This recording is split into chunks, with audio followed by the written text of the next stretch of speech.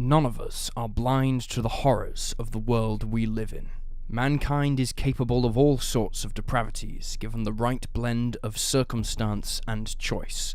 For the vast majority of us, being held in captivity is akin to a waking nightmare, and it's difficult to imagine being forced to endure horror after horror. Some victims of such crimes don't live to tell their tales, but some do. Join us for today's episode as we examine 3 cases of kidnapping victims who escaped their terrifying situations.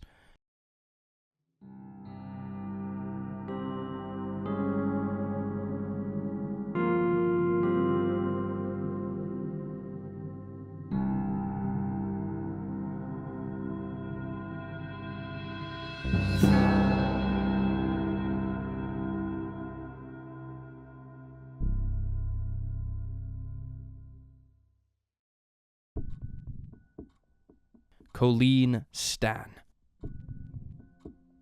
Born December 31st, 1956, in Eugene, Oregon, Colleen Stan is often referred to as the girl in the box after suffering an extremely traumatic ordeal when she was captured at the age of 20 while attempting to hitchhike from her home in Eugene to her friend's birthday party in Northern California. On May 19th, 1977, Colleen was picked up by 24-year-old Cameron Hooker. She would later state that she'd felt confident getting into Cameron's van because he was with his wife, Janice, and their baby. When the couple stopped at a petrol station and Colleen left to use the toilet, she recalled feeling like she should leave, quote, run and jump out a window and never look back. But she ignored her gut feeling and went back to the car. The group moved on together to an isolated area off the highway where Cameron claimed to want to explore some caves.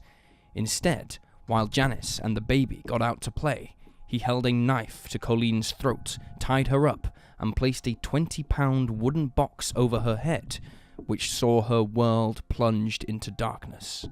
Janice and Cameron had agreed shortly before the capture of Colleen that he could snatch a young woman who got his attention and use her as a sex slave. This was reportedly because Janice, up until this point, had been the subject of Cameron's bondage fantasies. Over the next 7 years, Colleen was held captive. At one point, she was even given a contract that she was forced to sign, in which she agreed to become their slave for the rest of her life. She was disallowed to speak, dehumanized, referred to only as the letter K, and sexually abused, tortured, and beaten. The Hooker family eventually moved into a mobile home in Red Bluff, California, where Colleen was kept locked in a box beneath the couple's bed for 23 hours a day. Colleen would later explain that she had been convinced an organization named The Company was watching over her, and that harm would come to her family if she attempted to flee. The fear of this supposedly powerful organization was what prevented her from attempting to escape in the subsequent years. Instead of trying to leave, she figured that her best shot at survival would be doing everything she was asked. This eventually allowed her to go out for a jog, work outdoors, and help raise Cameron and Janice's children. She still didn't go for help, however, even when the door was open, the neighbors were around, and she had access to the telephone. She was even allowed to visit her family in 1981, but declined to divulge any information about where she'd been. Her family thought she was part of a cult and didn't press matters for fear of pushing her away. When she visited them again, Cameron was with her. He subsequently worried that he'd given her too much freedom, and she was forced to live once more in the box beneath the bed he shared with his wife. Colleen later recalled, "Any time I was taken out of the box, I never knew what to expect. Fear of the unknown was always with me, as I was kept in the dark, both physically and mentally." 2 years later, Colleen's sort of freedom was returned to her. She was allowed back outside, and even permitted to get a job at a local motel, where she worked as a maid. In 1984, Janice began to struggle with the situation. She reportedly spoke with a pastor at her church, which led her to realize that she had been in the wrong in this situation. She also realized that she, too, had been subject to abuse, objectification, and torture at the hands of her husband. She decided to inform Colleen that Cameron was not part of the company and took her to a bus station where Colleen contacted her family so they could send her money for a bus ticket. Colleen also contacted Cameron to tell him that she was leaving. He reportedly began to cry. She then climbed aboard the bus and travelled home. Despite having made it back home, Colleen did not initially tell her family or the police about what she'd been through for the last 7 years. In fact, she continued to keep in touch with Cameron at his wife's request, as Janice seemed to want him to admit the error of his ways and turn his life around. But 3 months later, Cameron showed no sign of change, so Janice reported him to the police and informed them that he'd killed another girl, Marie Spanek, who'd gone missing in 1976. Marie's body has never been recovered, and since there was no physical evidence, authorities were unable to press charges. They did, however, charge Cameron with various sexual assault offences, as well as kidnapping in Colleen's case. He was convicted of his crimes and given 104 years in prison. Janice was given immunity in exchange for her testimony and has since gone on to become a social worker. Colleen attempted to live a normal life after Cameron was put in prison, but it was not smooth sailing. She attended university and underwent years of therapy, but also ended up with a string of failed marriages. She gave birth to a child who was described as trouble and ultimately wound up in prison. In 2016, she was in her 4th marriage and was raising her toddler-aged grandson and was simply happy to be alive, noting, "Your life is just kinda in limbo when you're in captivity, and once you get that freedom back and you have that choice again, it's just like the gates open and you just run for it." When asked how she survived her horrific ordeal, Colleen stated, "I learned I could go anywhere in my mind. You just remove yourself from the real situation going on and you go somewhere else. You go somewhere pleasant around people you love, whatever makes you happy."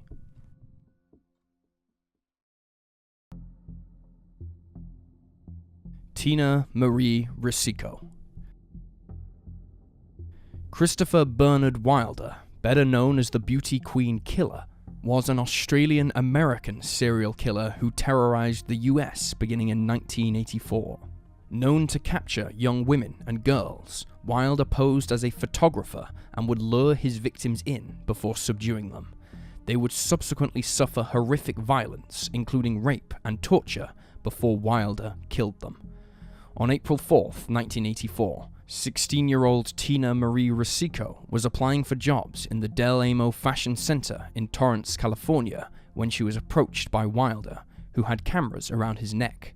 Wilder, then 39, complimented the young girl and told her about his non-existent modeling agency. He gave her his information and claimed he could make her a model and lead her to a life of luxury. In 2024, Tina opened up about her experience for the first time in 40 years. She reflected on the decision she made that day to get into a vehicle with a strange man, noting, "This is the one point that I regret every second of my life, every day. Why didn't I listen to my instincts? Why didn't I listen to the voice in my head? Don't get into a car with a stranger." But as a 16-year-old, Tina was convinced. He gave a good speech and seemed confident and even charming. The pair drove off together, with Wilder eventually pulling onto the side of the road in the Anaheim woods. In a secluded and forested area, Wilder's demeanor completely shifted. He pulled out a gun and instructed Tina to undress. She later recalled, "He taped my face, put sunglasses on me, and put a hat on me, and this time he was escorting me to the car. Like, now I feel captive. I was feeling fear, desperation, anxiety." Wilder drove the teenager to a hotel where she was forced to engage in sexual acts with the 39-year-old. He would go on to torture her using a knife as well as electric shocks. Tina observed that she felt entirely helpless at this time, adding, "Helplessness is an awful feeling. Then all of a sudden you realize your civil rights and your whole morality is being taken and controlled by somebody else. And in order to survive, you have to obey. And I didn't like it, but I had to deal with it." A week later, Wilder brought Tina to Gary, Indiana, with every intention of using her to help lure in his other victims. Tina recalled going up to a girl, telling her how beautiful she was, and explaining that there was a modeling show going on in the shopping center. Wilder would then intervene and say to the girl what he said to Tina just 7 days earlier. He lured the girl into his vehicle by claiming they needed to get more clothes from his warehouse. But in the car, Wilder pulled a gun on the girl, named Dawnette Sue Wilt, another 16-year-old. The trio then drove to a motel where both Dawnette and Tina were abused. Wilder instructed Tina to take a bath while he used electric shocks to abuse his new victim. Fortunately, Dawnette survived her encounter with Wilder. He took her into the woods and attempted to suffocate her before stabbing her twice and abandoning her. But Dawnette managed to get to a nearby road and flag down help. Still, Tina remained in captivity.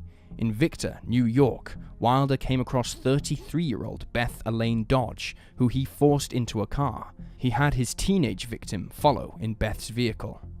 Tina later stated, the minute she got out of the car with him, he told her to walk ahead, and he just shot her in the back. After taking Beth's life, Wilder took Tina to the Boston airport, purchased her a plane ticket home, and left. She went to the police upon returning to California and told them everything she knew. Wilder, meanwhile, headed north. On April 13th, while in New Hampshire, he got into a scuffle with law enforcement officers who recognized him and was ultimately killed.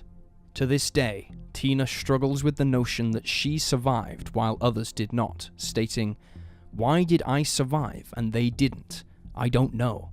She added that her compliance likely helped her survive. "I never screamed, I never retaliated, I succumbed, and, was vulnerable to him.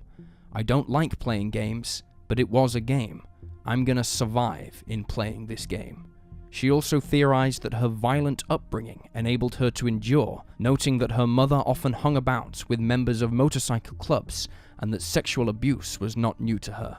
"There's something inside of me that knew how to play along." Mary McElroy. Born November 25, 1907, in Kansas City, Missouri, Mary McElroy was the daughter of Henry Francis McElroy and his wife, Marie Orbison.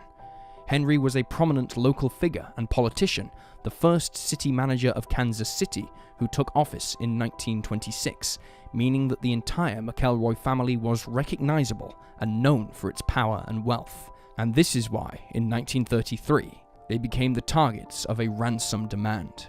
On May 27, 1933, 4 men broke into the family home, forcing their way in while waving around a sawed-off shotgun and donning masks. They made their way to the room of 25-year-old Mary, who was bathing. The men allowed her to dry off and get dressed before forcing her to come with them, ushering her into their vehicle outside.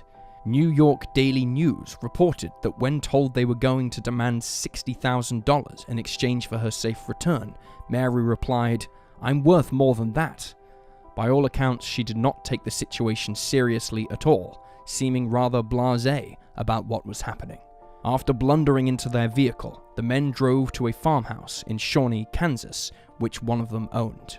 Mary was subsequently chained to a wall in the basement, and the assailants made their ransom demand, warning Henry McElroy that the deal was off if he contacted the police or the media. If he did not meet their demands, Mary would be killed. When Henry informed them that he only had $30,000, they hung up. However, in a second phone call, they agreed to the proposed sum of money and gave Henry instructions on how to deliver it. Mary was released just 29 hours after she was captured. A short while after the ransom exchange had been made, she was left near the Milburn golf course with a bandana tied across her eyes and 2 roses in her hands, which she later wore in the lapels of her suit when she spoke with the media. Unlike how you might picture many victims of kidnappings, Mary was calm, collected, cool, like she'd simply gone out with friends and lost track of time, and the frenzy was for nothing. She noted that the men who'd taken her had been very kind during her time in captivity, disregarding that they'd threatened her and chained her to a cellar wall.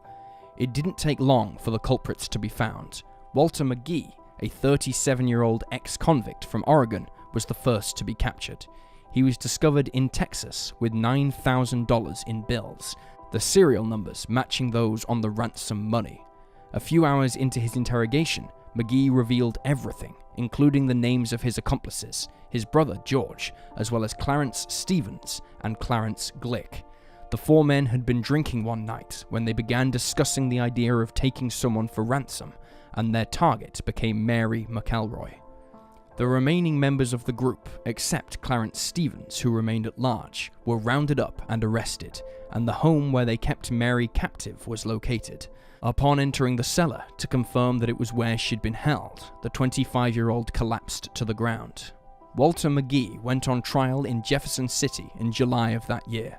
While talking to reporters beforehand, Mary McElroy's tone seemed light and breezy. Quote, "I don't believe I'd like to see any of those men go to the penitentiary. They treated me with such consideration. I have no malice towards them. They were just businessmen." However, her demeanor completely changed when she was questioned in court, with reporters describing her as embarrassed and shame-riddled. She told the court that prior to her release, she had been ordered by McGee to strip naked to check that she wasn't hiding any evidence, but noted that she had refused and he had not forced her. In the book, The Kansas City Investigation, Pendergast's Downfall, 1938 to 1939, Rudolph Hartman wrote that Mary had also struggled to identify the perpetrators in court and continued to insist that she had been treated well. She later met with the men's families and expressed nothing but support and sympathy for them. On February 10, 1934, 9 months after the incident, Mary is believed to have suffered some sort of breakdown. She vanished from her family home and was found to be in Springfield, Illinois, where she sent her father a telegram. It read, "Sorry, but I am so frightened. I don't know what I'm doing." Mary was soon located in the town of Normal, Illinois, and she was returned to the safety of her father shortly afterwards. When asked where she'd been, she struggled to articulate how she felt, explaining, "I felt like a murderer. I wanted to get away. I couldn't stand sitting still." Reporters indicate that following the ordeal, Mary's friends abandoned her and she was ridiculed up and down the country. Her staunch defense of McGee caused rumors to emerge that she had had some sort of romance with her captors.